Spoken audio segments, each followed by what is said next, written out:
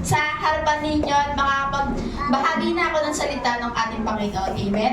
Amen. So ngayon ang ating title ay God is Love. Di ba? Ano nga ba ang meaning ng God is Love? Di ba? Kung sa Tagalog ay ang Diyos ay ang pag-ibig. Sa inyo, pag sinabing God is Love, ano nga bang unang pumapasok sa isip nyo, di ba? Na nag-iisip kagad kayo na ano nga ba yun, di ba? Hindi siya yung literal na ay iniibig ko ang Panginoon na talagang may nararamdaman ka, kundi yung God is Love, siya yung pinaka-priority mo, siya yung pinapahalagaan mo, siya yung dinadakila mo, siya yung nasa pinakaunahang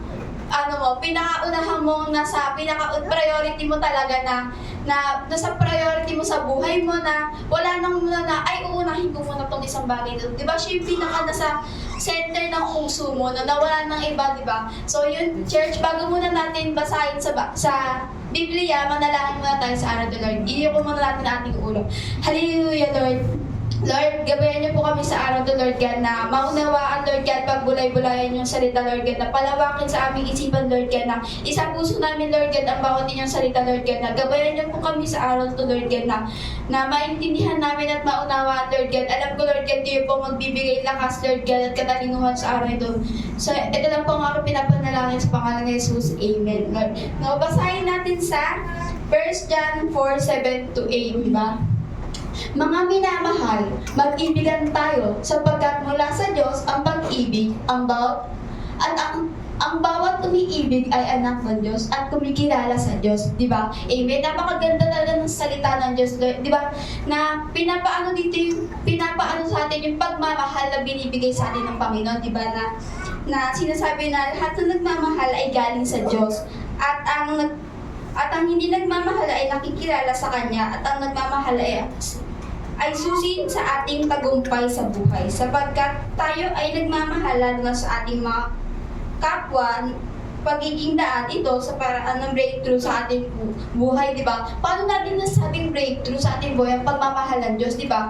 Pag once na ikaw na isa kang Kristiyano, inano mo sa puso mo yung pagmamahal na meron sa ating Diyos, di ba? Maibabahagi mo siya sa bawat isa yung pagmamahal na yun, di ba? Kasi hindi mo siya masasabi na tinanggap mo sa puso mo yung pagmamahal na yun kung hindi mo kayang ibahagi sa iyong kapwa Kristiyano yung pagmamahal na yun sa mga kapatidan natin, di ba? Kasi pag once na nagluto ka ng walang halong pagmamahal, di ba minsan pagka may sama ng loob yun, makikita mo sa niluluto mo na hindi masarap, hindi mo mararamdaman yung hindi niya binigay yung pinaka-the best niya para bilang sa atin naman, sa spiritual naman, syempre, pag wala talagang pagmamahal, mararamdaman ng kapwa natin ka-church na, ay, hindi tayo love neto, na ganito pala yung iniisip sa atin, di ba? Syempre, bilang isang Kristiyano, na dapat talaga sa atin, hindi tayo yung kumapagitang sa atin yung mga puot o sama ng loob, kailangan tayo, magmahalan din tayo, hindi sa pagmamahal na literal, kundi pagmamahal sa pamamaraan ng ating Diyos, di ba? Amen? So yun nga yung sinasabi dito na tayo bilang Kristiyano, sa pagpasok natin sa church, dapat tayo ay nagmamahalan. Di ba? Dapat na unang pasok mo sa church na may makikita kang isang pagkapwa mo Kristiyano, dapat nandun yung pinaka-presensya na grabe, may mga makikita tayo na bago natin ka-churchmate na grabe na makakalapit at makakakilala sa ating Panginoon. Dapat nandun yung ating pag-a-approach sa kanila na, ay, hello kapatid, good morning sa iyo, welcome sa church na to na bago na namang kaluluwa yung may liligtas natin at makakasama ng Panginoon. Amen.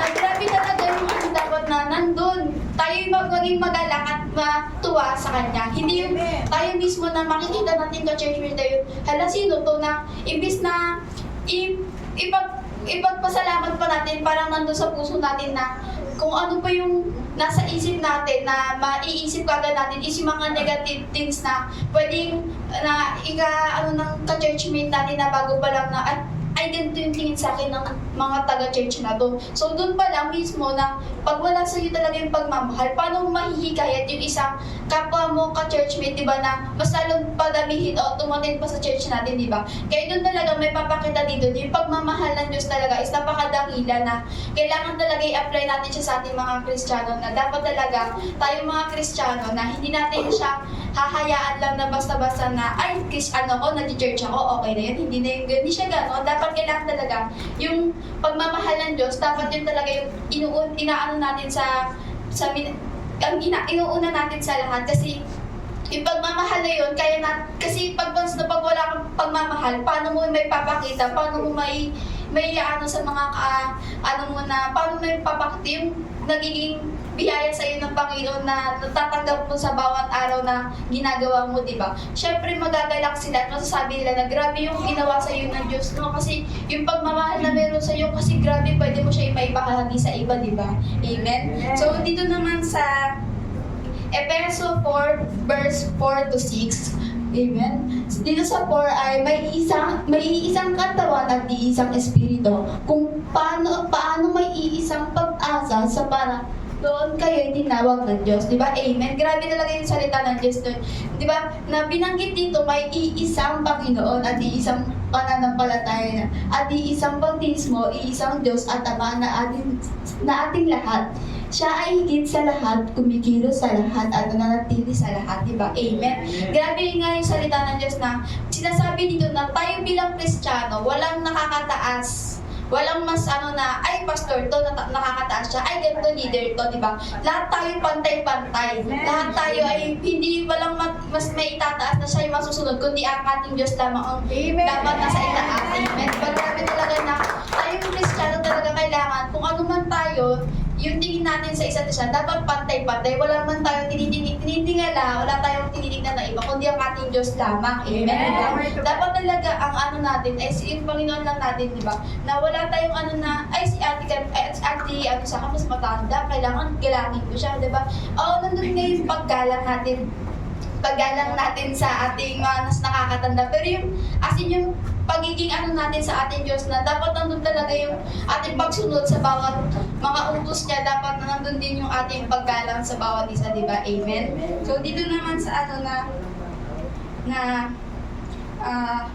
tinuturo sa pagkakaisa ng ating pananampalataya at ang hindi nagkakaroon ng kagalit, hindi pagkaunawaan sa isa't isa, nagkakaroon ng pagkakaisa sa pag-ibig ay nagdudulot ng kayapaan at pag-alis ng mga hadlang sa ating puso, di ba? Amen? Na yung talagang na yun na yun nga po yung sa nabasa natin kanina sa 1 John 4, 7 to 8 nga po talaga na yung puso natin kailangan talaga, dapat talagang totoong pagmamahal siya na walang halong puot o galit man siya, di ba? Kailangan talaga yung puso natin talaga, pure heart talaga siya na kailangan andun yung ating intention na hindi sa pilitan tayo na natin, kundi ipag-pray natin sa Panginoon natin yung sama ng puso natin, ipag-pray natin sa Panginoon yung bawat hindi natin hahayaan na lumipas yung gabi na nandun pa rin yung puot at sama sa galit sa puso mo, di ba? Amen? Na, lalo na sa pamilya, di ba? Pag once na may pamilya ka, may kagalit ka, kahit na anong sabihin mong galit mo dyan, hindi mo masasabi na habang buhay yan, kasi pag once talagang nandun yung pagpapatawad, nandun sinenter nyo si God sa puso nyo, nanalangin ko yun, nandun talaga yung na magiging marirealize nyo na kailangan mo rin patawarin, kagaya ng nangyari sa ating Panginoon, di ba? Na kahit na kung anong ginawa sa Kanya, kahit na ganun yung ginawa sa Kanya, nandun pa rin yung intention niya mahalin tayo, sinuko niya yung sarili niya para tayo maligtas lahat, di ba? Amen. Na kahit naggrabe yung kasalanan ng bawat isa, na nandun pa rin talaga yung pagpapatawad niya. Kaya tayo bilang isang Kristiyano na hindi tayo ganun kataas sa posisyon, kailangan din natin magpatawad kagaya ng pagpapatawad ng ating Diyos, di ba? Amen.